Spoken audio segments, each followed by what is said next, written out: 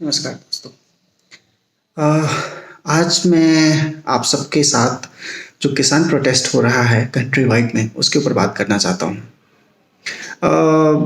बहुत टाइम से almost like 1 महीना से ज़्यादा हो गया मैं टीवी पे डेली डिबेट देखता था। फिर मैं सोचता था कि चलो आज ठीक हो जाएगा, कल ठीक हो जाएगा, परसों ठीक हो जाएगा। और इस उम्मीद में था कि हमारे जो सत्ता में बैठे लोग हैं जिसके ऊपर किसान आम जनता भरोसा करती है, वो थोड़ा संवेदनशील होंगे और वो समझेंगे मुद्दों को और हल करने की कोशिश करेंगे। बट ऐसा लगता है कि देश में किसी को कोई परवाह नहीं है, इस किसान आंदोलन से किसी को कोई फर्क नहीं पड़ता और ऐसा लग रहा है जैसे सरकार टाइम पास कर रही है, मजाक बना करके रखा है किसानों का। और जब मैं ऐसा कहता हूँ तो मेरे अपने कुछ रीज़न्स है उसके पीछे। मैं डिटेल में आप सबके साथ शेयर करूँगा वो सारे अपने जो रीज़न्स है उसका। बट आप खुद सोचो, सबसे पहले एक एक करके समझते हैं कि ये सारा इंसिडेंट है क्या। अब सबसे पहले ये देखिए, जब किसान प्रोटेस्ट करने के लिए आ रहे थे, ठीक है, दिल्ली किसी की तो है नहीं, दिल्ली सभी की है, पूरे हिंदुस्तान की है। दिल्ली एक राजधानी है, ठीक है। दिल्ली में एक डेडिकेटेड जगह है जहाँ पे सभी लोग जाते हैं, प्रोटेस्ट करते हैं, अपनी बात को सत्ता तक पहुँचाते हैं, ठीक है। चाहे वो रामलीला मैदान हो, चाहे कोई दूसरी जगह हो, ठीक है। और ये सबका संवैधानिक अधिकार है कि वो जा करके अपनी मानों को मनवाने के लिए प्रोटेस्ट करते हैं और अपनी बातें रखते हैं सरकार तक। तो मुझे ये समझने में नहीं आया कि हर सरकार ने, चाहे जब पंजाब के किसान जब आ रहे थे तो सबसे पहले हरियाणा की सरकार ने, फिर बाद में दिल्ली की सरकार ने उनको बॉर्डर पे किस लिए रोका? क्या वो हिंदुस्तानी नहीं है? क्या उनको दिल्ली में जाने का हक नहीं था? क्या उनके वोट से दिल्ली में बैठे हुए सत्ता में लोग नहीं हैं? किस अधिकार से उनको बॉर्डर पे रोका गया और किस अधिकार से उनको दिल्ली में नहीं घुसने दिया गया? इसका मतलब तो ये हो गया कि यार जो सत्ता में रहेगा उसकी अपनी मर्जी चलेगी, कि जिसको मर्जी है उसको घुसने देंगे। जब फिर ये संविधान और इन सब चीज़ों का तो कोई मतलब ही नहीं बनता इस देश में, क्योंकि आप अगर पावर में हो तो जो आपकी जो मर्जी होगी आप वो करोगे। किस बुनियाद के बेसिस पे आपने बॉर्डर पे किसानों को रोका? किस कानून के तहत रोका? आप कहते हैं दिल्ली में कोरोना बहुत फैला हुआ है। मैं आपसे पूछता हूँ, जब प्रधानमंत्री, जब गृह मंत्री, जब देश के बीजेपी पार्टी के इतने शीर्ष नेता लोग जब इलेक्शंस में रैली कर रहे थे और रैली करते हैं, तब कोरोना नहीं फैलता? और दिल्ली में अगर किसान चले गए तो कोरोना फैल जाएगा। तो आपने किसान को बॉर्डर पे बिठा दिया। जब आप रैली करते हैं, जब आप सड़क तोड़ते हैं, जब आप जेल तोड़ते हैं, तब तो कोई फर्क नहीं पड़ता। लेकिन किसान जो अपनी मांगों को मनवाने के लिए अगर दिल्ली में आकर के प्रदर्शन कर, शांतिपूर्ण प्रदर्शन था ना। हाँ, ये तो पॉलिटिकल पार्टी की तरह तो है नहीं कि हुड़दंग मचा रहे थे या कुछ ऐसे कर रहे थे या किसी का नुकसान पहुंचा रहे थे। ये शांतिपूर्ण प्रदर्शन था। क्यों नहीं सरकार ने इनको दिल्ली में एंटर करने दिया? अब तो हम ये मान लेते हैं कि दिल्ली ऐसे ही, ये संविधान और इन सब चीज़ों का कोई मायने नहीं है। देश में ऐसा है, देश में उसकी चलती है जिसके पास सत्ता है। बाकी सब तो खोखली बातें हैं। ये सब सिर्फ टीवी चैनल्स पे बैठ करके या फिर भाषण देने के लिए अच्छा लगता है कि ठीक है दिल्ली सबका है, दिल्ली में सभी का अधिकार है और सभी है। जब आज आप किसानों को दिल्ली के बॉर्डर के अंदर नहीं घुसने दे, दिल्ली में नहीं घुसने दे रहे हो, तो आप दूसरे साइड पे ये कह रहे हो कि किसान अपना सामान लेकर के कहीं भी हिंदुस्तान के किसी भी कोने में बेच सकता है। सर कैसे बेच सकता है? कुछ तो लॉजिक से बात करो सर। आपने किसान को दिल्ली में घुसने नहीं दिया, ठीक है। मनोहर लाल साहब ने राजस्थान के किसान को ये बोला था कि अगर वो राजस्थान से कोई सामान लेकर के आएगा तो उसको यहाँ पे नहीं बेचने दोगे। आपके शिवराज सिंह मंत्री मुख्यमंत्री है, उन्होंने ये कहा था कि हमारे हिमाचल में कोई आकर के, कोई दूसरी जगह का बंदा आकर के बेच नहीं सकता सामान। आप क्या बात कर रहे हो सर? मुझे एक बात समझाओ, ठीक है। बिहार का एक छोटा सा किसान जिसके पास 1 बीघा जमीन है, उसने कुछ फसल उगाया, अब आप बोलते हो कि कहीं भी जा के बेच सकता है। अगर उसको बिहार में सही दाम नहीं मिला तो क्या वो हरियाणा में आकर के बेचेगा क्या सर? 1 बीघा में कितनी फसल होती है, उसको जितना ला करके हरियाणा में बेचने के लिए जितना उसकी लागत लग जाएगी, ट्रांसपोर्टेशन कॉस्ट लग जाएगा, बाकी सारी कॉस्ट जितना लग जाएगा, उतने की तो उसकी फसल भी नहीं है। कभी तो लॉजिकल बात करो सर। किस बेसिस पे आप कहते हो कि किसान कहीं भी जाकर के, कोई भी कहीं भी जाकर के बेच सकता है? बिहार के किसानों के बारे में तो मुझे कुछ बोलना ही नहीं है, क्योंकि बिहार के किसान को बिहार के लोग ऐसे हैं जिनको कि नहीं चाहिए बदलाव, वो खुश हैं अपनी ज़िंदगी में जहाँ है। ठीक है, उनको खाना मिले नहीं मिले, पढ़े लिखे ना पढ़े, कोई मतलब नहीं है, क्योंकि अगर उनको मतलब होता तो आज इस आंदोलन में वो बढ़ चढ़ करके हिस्सा ले रहे होते हैं। पूरा बिहार बंद होता कि ये कहने के लिए कि हाँ मुझे भी चाहिए अधिकार। क्योंकि बिहार के अंदर में मंडी नहीं है, मंडी नहीं है तो औने पौने दाम पे कुछ भी बिकता है। 2-2 रुपये में देखा है मैंने गोभी बिकते हुए। 2 रुपये में गोभी आपने कभी आज तक के पूरे टाइम में कभी खरीदा है? मैं एज अ कंज्यूमर कभी खरीद पाया हूँ? कभी नहीं। तो जागो भाई किसान, बिहार के किसानों, आपसे तो कहना ही कुछ बेकार है, क्योंकि आप वही चुनते हो जो आपको आपके शॉर्ट टर्म्स पे जो आपको बेनिफिट दिखता है। अब मैं डिटेल्स पे कभी दूसरी बार बात करूंगा, बट अभी क्योंकि मुद्दा कुछ और है इसीलिए मैं सिर्फ किसान पे फोकस रहना चाहता हूँ इस बात में। मैं एक बात बताता हूँ, तो सबसे पहले तो मुझे ये समझ में नहीं आया कि हमारे लोगों का अपने देश में, अपनी देश की राजधानी में घुसने का अधिकार नहीं है। ठीक है, और ये होता है जब सत्ता में बैठे लोग निरंकुश हो जाते हैं, तो ये होता है। ठीक है, तो अब आप जो कोई भी संविधान के बारे में बात करें ना, तो आप उससे ये कहिएगा कि आखिर कौन से संविधान के थ्रू आपने मुझे बॉर्डर पे रोक दिया था? क्या मेरा दिल्ली जाने का अधिकार नहीं था, या किसान को दिल्ली जाने का अधिकार था या नहीं था? पॉइंट 1। दूसरा मैं ये बात करना चाहता हूँ कि किसान की बात करते हैं कि किसान ना अपनी मंडी में बेचेंगे। अगेन वही सेम एग्जांपल मैं आप सबसे बात करना चाहता हूँ कि आप मुझे बताओ, आप बोलते हो कि किसान कहीं भी अपना सामान बेच पाएगा। ये जो 3 कानून आए हैं और जिसको लेकर के फार्मर्स अगर प्रोटेस्ट कर रहे हैं, ठीक है, तो वो आप ये कहते हो कि किसान को हमने फ्रीडम दे दिया कि कहीं पे कहीं जाकर के बेच सकता है। अरे कहाँ पे जाएगा सर? पहले आपको हिंदुस्तान की स्ट्रक्चर को समझना चाहिए सर। हर किसी किसान के पास 10 बीघा, 15 बीघा या 20 बीघा जमीन नहीं है कि वो अपना सामान इतना उत्पादन करे कि वो एक स्टेट से दूसरे स्टेट में जाकर के बेचे। ठीक है, उसको मजबूरी में, ठीक है, बिहार के एक छोटे से गांव में या फिर किसी दूसरे प्रदेश के एक छोटे से गांव में जिसके पास 10 कट्ठा जमीन है, जिसके पास 2 बीघा जमीन है, जिसके पास 5 बीघा जमीन है, वो अपना सामान कभी भी एक डिस्ट्रिक्ट के बियॉन्ड ले जाकर के नहीं बेच सकता, क्योंकि उसकी इतनी कैपेसिटी नहीं है बेचने की। तो आपको ये समझना चाहिए कि जो आप बात कर रहे हो दैट इज इलॉजिकल, जिसका कोई सेंस नहीं है।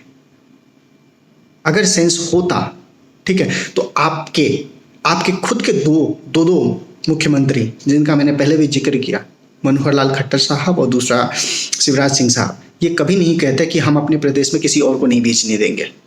अब वीडियो उनका वायरल है, आप चेक कर सकते हो अगर मैं गलत बोल रहा हूँ तो एक तरफ आप ये कह रहे हो कि किसान कहीं से कहीं भी जाकर के बेच सकता है फसल, दूसरी ओर आपके ही मुख्यमंत्री, ठीक है, ये कहते हैं कि आप हमारे स्टेट में आकर के नहीं बेच सकते। तो पहले तो आप दोनों आपस में सॉल्व कर लो कि कानून है कौन सा सही।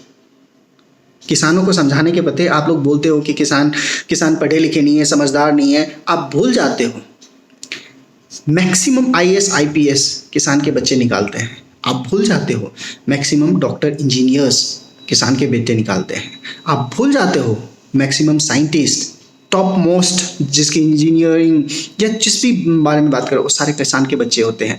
किसान के बच्चे होते हैं, गरीब के बच्चे होते हैं, रूरल एरियाज के बच्चे होते हैं। ठीक है, आपके बिजनेसमैन के बच्चे नहीं होते जो साइंटिस्ट बनते हैं, आपके बिजनेसमैन के बच्चे नहीं होते हैं जो बॉर्डर पर जाकर के लड़ते हैं। तो मैक्सिमम 90% किसानों के बच्चे होते हैं जो बॉर्डर पर जाकर के लड़ते हैं। आज आपने उनको बॉर्डर पे भी मरवा रहे हो, अंदर भी मरवा रहे हो। आपके पास इतना टाइम है प्रधानमंत्री साहब, हाँ, प्रधानमंत्री साहब के लिए तो क्या ही बोलूँ मैं, उनको तो सिर्फ जुमले से मतलब रहता है। वो आते हैं, मन की बात करते हैं, सिर्फ अपने मन की बात करते हैं, दूसरे की मन की बात तो उनको न तो सुन सकते हैं, न सुनना चाहते हैं।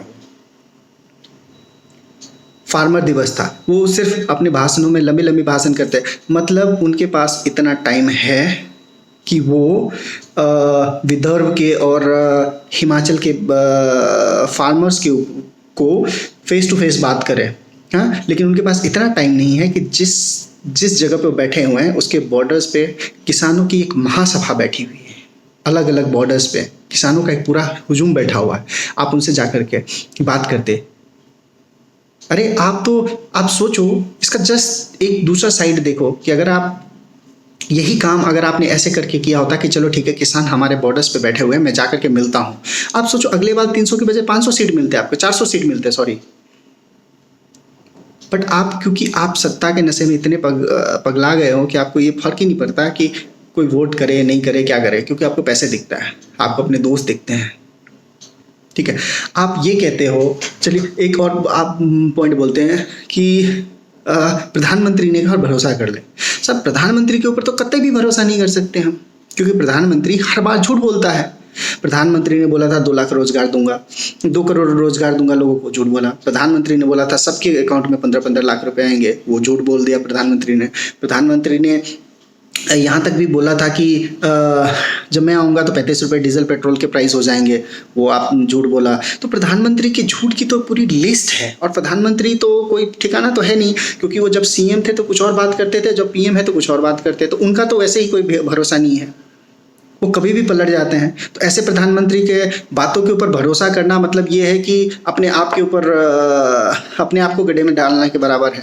अरे किसानों ने भरोसा ही तो किया था प्रधानमंत्री को, और इसलिए प्रधानमंत्री तो बनाया था ये सोच करके कि एक गरीब परिवार से आया हुआ है तो गरीबों का दुख दर्द समझेगा। लेकिन प्रधानमंत्री जब सत्ता में आए तो गरीबों का दुख दर्द से तो उनको कोई दूर दूर तक का लेना देना नहीं है। वो उठते हैं तो भी अपने दोस्तों के लिए उठते हैं, सोते हैं तभी अपने दोस्तों के लिए ही सोते हैं। तो उनका तो पूरी जिंदगी अपने दोस्तों के साथ नाम है।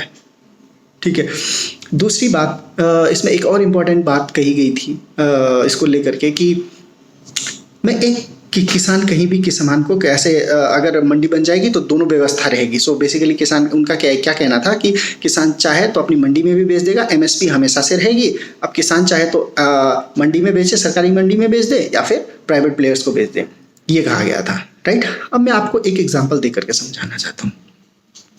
प्रधानमंत्री ने तो ये भी कहा था कि डीजल पेट्रोल अगर मार्केट के उसमें हो जाएगा, हवाले हो जाएगा, तो प्राइस बहुत कम हो जाएगा।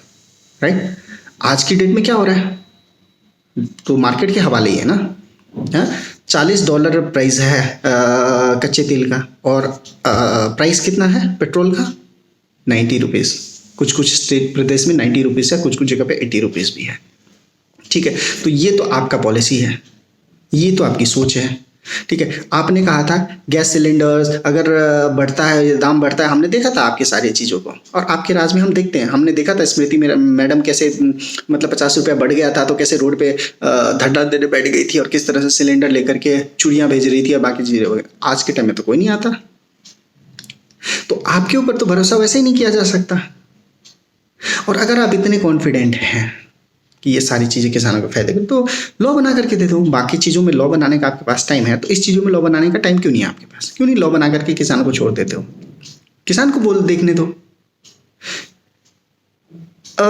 ये सारी इंटरेस्टिंग सा बात देखिए, प्रधानमंत्री हमारे किसान ऑलमोस्ट लाइक 1 महीना से ज़्यादा से बॉर्डर पे बैठे हुए हैं। ठीक है, सर्दी में, जून में। देखिए, ये किसान ऐसे है ना कि किसान के लिए ये सर्दी, ओले, बारिश, ये उनके दिनचर्या का हिस्सा है। ठीक है, वो जब खेतों में काम करने जाते हैं तो बारिश भी होता है, ओला भी गिरता है, और हर तरह की समस्याएं आती है। कीचड़ में वो घंटों खड़े रहते हैं, दिन भर बैठे रहते हैं कीचड़ के अंदर में, तो उनके लिए ये कोई बहुत बड़ी समस्या नहीं है।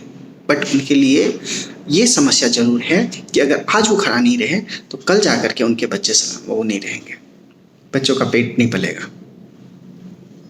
तो हमारे प्रधानमंत्री को थोड़ा सा सेंसिटिव होकर के सारी चीज़ों को, मैं ये नहीं कहता सब चीज़ों पे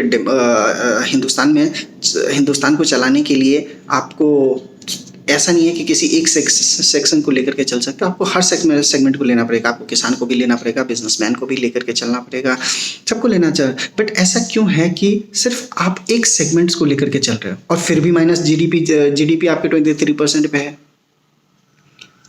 इस लॉकडाउन के अंदर में अगर कोई भी इस कंट्री में अमीर हुआ तो हम सब जानते हैं कि कौन अमीर हुआ।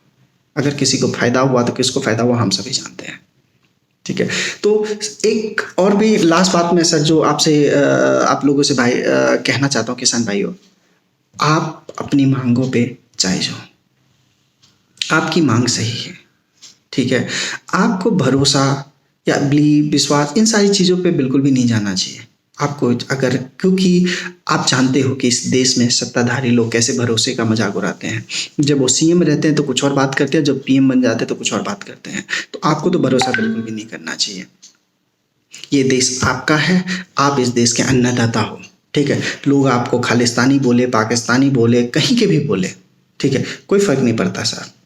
सबको पता है कि आपके बच्चे आईएएस है, आपके बच्चे आईपीएस हैं। सब जानते हैं आपके बच्चे अमीर डॉक्टर है, इंजीनियर्स है, और साइंटिस्ट है, टॉप पोजीशंस पे बैठे हुए हैं, बॉटम पोजीशंस पे बैठे हुए हैं, फौज में हैं, सब सब जानते हैं, ठीक है। तो कोई आपको अगर आकर के ये बोले कि खालिस्तानी है, तो आप बोलना कि आपके जितने भी बच्चे आईएएस आईपीएस है ना, सबको वापस बुला लेता हूं। तो आप इन लालच में, इन चीज़ों में ना आकर के, आपकी मांग जायज़ है, मैं आपकी मांग का सपोर्ट करता हूँ। मैं ये वीडियो स्पेशली इसलिए बनाया ताकि मैं ये बता सकूँ कि भले ही मैं आपके साथ आकर के वहाँ पे बैठ नहीं सकता, बट मैं आपके साथ हूँ। मुझ जैसे करोड़ों लोग आपके साथ हैं। हाँ, बट मैं जहाँ का हूँ वहाँ से मुझे बहुत शिकायत है, क्योंकि वहाँ के किसान, आवाम, इन सबको किसी चीज़ से कोई मतलब नहीं है, ठीक है। उनको सिर्फ ये मतलब है कि उनको ऐसा लगता है कि वो तरक्की कर रहा है, तो क्यों कर रहा है, क्योंकि वो तरक्की इसलिए कर रहा है क्योंकि वहाँ के लोग अपने हक के लिए जागरूक हैं।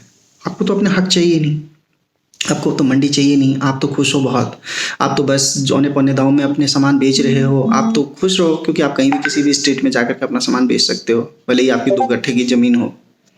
तो आपसे तो कुछ कहना ही नहीं है। बट मैं ये कहना चाहता हूँ फार्मर्स एसोसिएशन से, फार्मर्स जो प्रोटेस्ट कर रहे हैं उन सब से, आप सभी को मेरा दिल से बहुत बहुत सलाम है।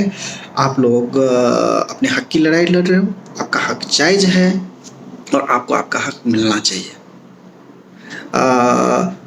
इन्हीं शब्दों के साथ मैं आप सबको